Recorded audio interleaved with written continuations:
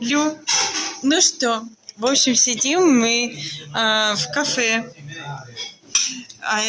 Мы купили чисто вино, потому что мы наелись. Да, вот пока ребенок спит, радио нянь. И, в общем, к нам подошел повар. Сними меня.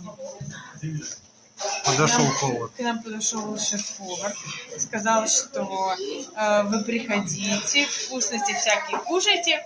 Лично подошел. В итоге мы говорим о том, что мы очень сильно хотим супчик вьетнамский, что-то в этом роде, короче, покушать, да. То, что мы любим очень острое. Я говорю: Лёва, давай возьмем что-нибудь, для закусона, чтобы было как-то удобно. Чтобы такое вино взять? Мы дома обожрались. И он, в общем, взял, нам принес вот такие вкусненькие рыбки какие-то.